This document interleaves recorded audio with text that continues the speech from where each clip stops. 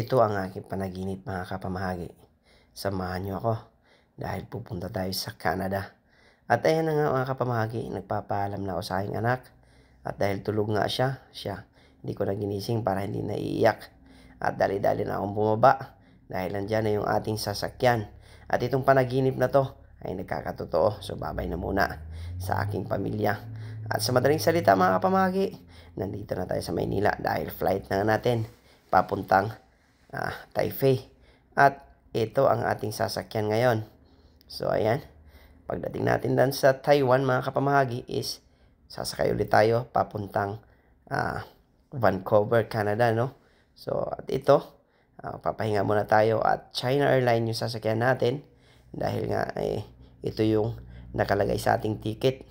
At ayan, lakad-lakad muna kami at nandito na kami sa Taiwan kasama aking kaibigan.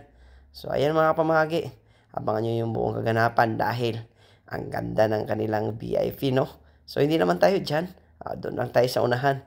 Ayan, pahinga muna tayo at syempre kakain tayo.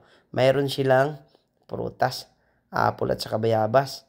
At syempre yogurt at may tinapay dito. At dahil nga mga kapamahagi, gutom na ako, siya, kainan na. Ano bang laman ito? Oh, may hipon at saka parang pansit. Siya, thank you Lord. At ayan ang mga kapamahagi, ilipat ulit tayo. Yan, dahil nandito na tayo sa Vancouver. So, antay tayo ng panibagong flight. At ayan ang mga pamahagi. Nandito na tayo sa labas. At pahinga muna tayo ng saglit dahil sasakay ulit tayo. So, mahabang biyahe na naman to. Oh. At pagdating nga dito mga kapamahagi, ay na-excite nga kami. At may nakita kami mga magagandang view. Tulad na lamang nito. At mayroon pa dito sa may hagdanan banda mga pamahagi. Napakaganda ng kanilang lugar at napakaganda ng kanilang mga airport. So ito yung isa sa mga nakita kong pinakamalaking airport, no, sa mga na-experience ko. So iba yung mga design nila dito. Ayan, no. So dito makikita natin pagbaba, ang daming tao. So iba-ibang klaseng tao mga kapamahagi.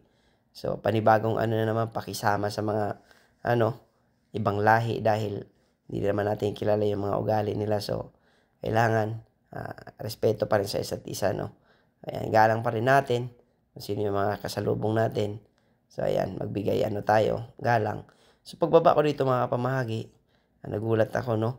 Dahil first time ko makakita ng mayroon ditong tubig na rumaragasa, no?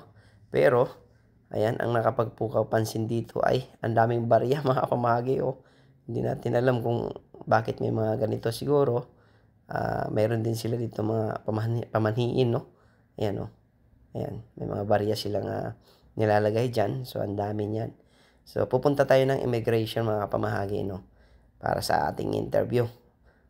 At syempre mayroon ka dito mga pifill upan dyan sa mga machine na yan.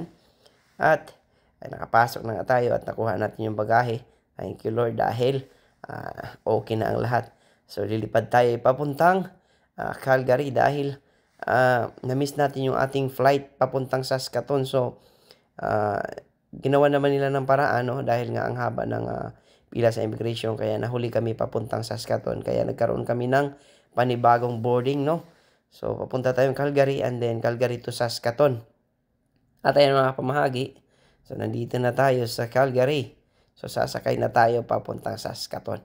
So ayan, so let's go again. So ayan mga pamahagi, malapit na tayo. So sana makarating na tayo sa lugar kung saan nandito yung ating panaginip, no? So dream come true na makarating dito. At syempre shout out sa lahat ng mga tumulong na mga tao sa akin hanggang sa nakarating ako dito. At ayan na nga, sinundo na kami mga kapamahagi. So nandito na kami sa welcome to Saskatoon. So ayan mga kapamahagi, ang ganda ng lugar nila. So panibagong buhay, panibagong pakisama at panibagong trabaho na naman.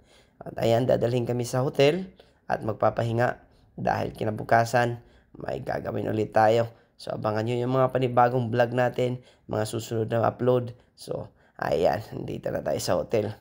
Mapapawaw ka na lang talaga sa sobrang ganda. So ayan mga pamahagi, paano yan? Pahinga muna kami dahil pagod na. So sa haba-haba ng biyahe mga pamahagi. At ito ang aming kwarto. So So, tig-isa nga pala kami ng kwarto ng kasama ko, no?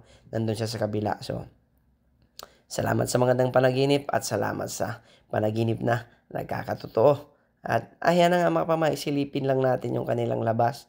Yun, ang liwanag. So malamig mga pamahagi. Malalaman natin sa susunod ng mga araw kung gaano talaga kalamig.